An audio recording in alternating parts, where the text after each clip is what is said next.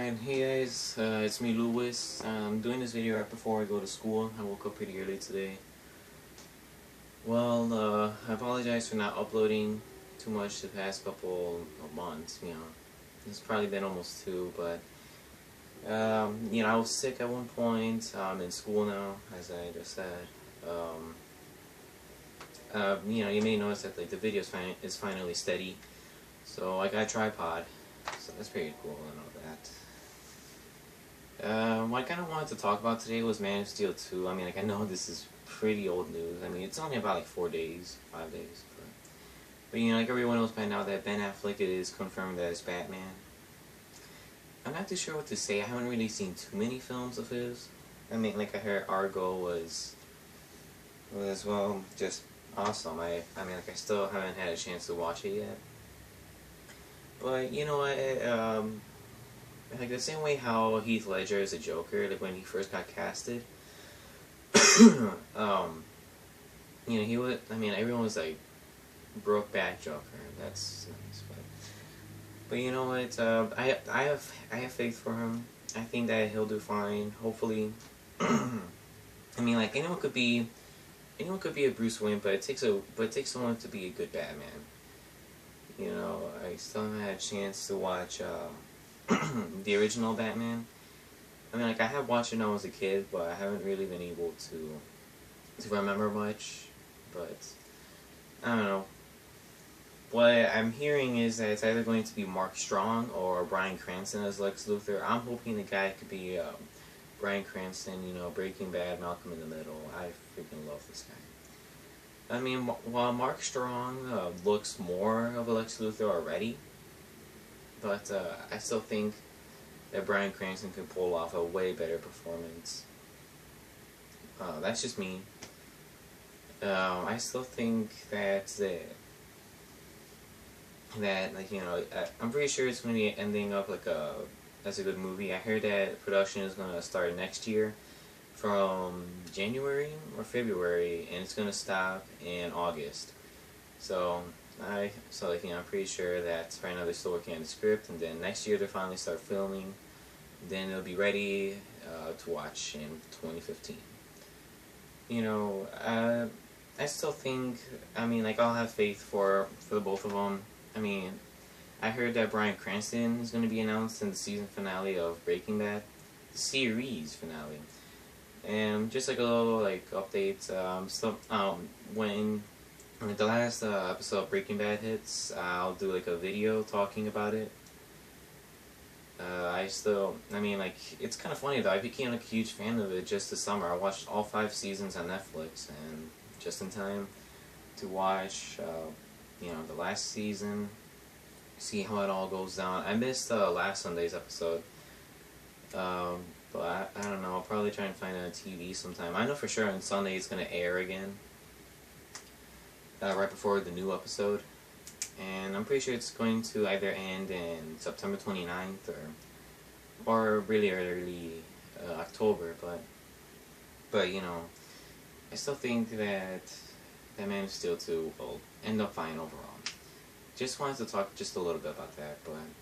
But my next topic was something that I heard yesterday, and that was that a boy, I think a 10-year-old boy, an 8-year-old boy, he killed his grandmother after playing GTA 4. And one thing I'm pretty sure everyone has on their minds: who the hell let this guy have a handgun? Or where did they leave the handgun for this guy to get it? They should probably rename it from kid kills his grandma after playing GTA 4 to kid kills his grandma because he found a handgun in Reach.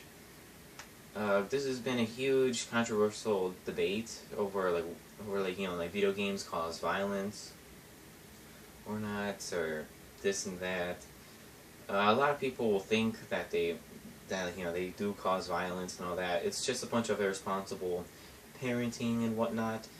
My parents, they know what I'm getting into nowadays. My dad, he played the Atari 2600, going from just one button and a joystick to just 2 thumbsticks and 10 buttons and 12. on a controller, and like, you know, like they know gaming has evolved, and they still kind of look at it. I mean, like most parents still look at it as kind of like just for kids and all that, even though most of the good games that people actually want to play are rated M. Um, but you know, like I mean, like it's all just the parents' fault. Okay, I mean, like when they go buy something, when they go out to go buy a game for their kids, they know, like they have to know what they're getting into. It's their responsibility for what their kids learn after playing the game. I mean, like here's some examples. Okay, so well, here's 4 games, but this one's a double pack. So I got the Fallout 3 and Oblivion double pack. Both of these games are rated M. And on the back it says blood and gore, intense violence, sexual themes, strong language, use of blood, use of drugs and alcohol. And my mom was with me when we bought this game. Okay? She knows what I'm getting into. She knows I'm not going to turn out to be a serial killer. And yeah, she knows I'm going to be fine. So she was okay with me then. And next I got Skyrim. This thing is like, nowadays like, you just get too used to like seeing so much blood. Even though this game doesn't really have too much of it, it's just kind of like the things with it.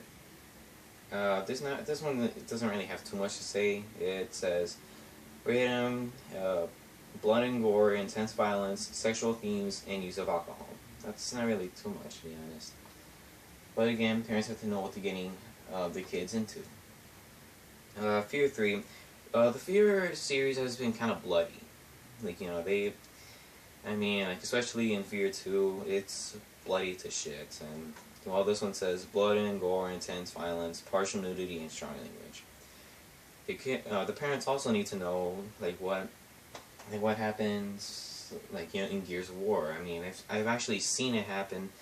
You know, like, I'm just at Walmart, I'm checking out the movie section and see if I could do an update. And I just see someone just pick out, and you just see like the kid like ask the Walmart employee to take out Gears of War 3 from, you know, the display and all that. And like I just see like the mom just going like, oh okay, it's just like another video game for one of you kids. Alright, I'll just go get it for you. I mean, they just buy it blindly. They have, I mean, it's just, I don't know, I mean, there's so many examples out there, and they're already kind of taking my idea. So if I say it, it would be like if I'm repeating a sexy film. You know, like, he kind of gave out some examples, I think. I don't know, and I mean, like, I know like this topic is mainly about like video games causing violence and stuff, but you know what? In my opinion, it doesn't. If anything, it actually kind of like sets it low. Like. And like whenever like parents say like, oh, video games are a waste of time, you know, they're not fun at all or whatever. Okay, well, tell me why can't I go like why play Need for Speed when you could go like street racing outside? Why play Battlefield when you could join the army in real life? You know, I mean, it just blows my mind, the mentality of most parents. My parents know what I'm getting into, how I'm getting into it, and they're okay with everything that I do in video games. So that's just my take on it. Like obviously, like, you know, the grandma's dead, and that is kind of sad. But you know, it would not have happened, and we wouldn't even have heard of this if they just took away the handgun. Without the handgun, it would have just said, "Kid plays GTA 4." That's all it would have just said. But I don't know. That's just my take on it. I don't know, but you know, me and my friend are kind of planning out, like, look up Durable Leech on YouTube. He's really cool. He does a lot of walkthroughs. He's a trick shotter. He does montages too. So go look him up. And also, like what I was gonna say was that it's like him and I are probably gonna start a series playing like old like retro games together. He has the Nintendo 64. So we'll probably just like go buy some games and, you know, play them together. I'll probably make a second channel for gaming, and you know, and all the stuff will go there. And that's pretty much all I have to say. So thank you guys for watching, and goodbye.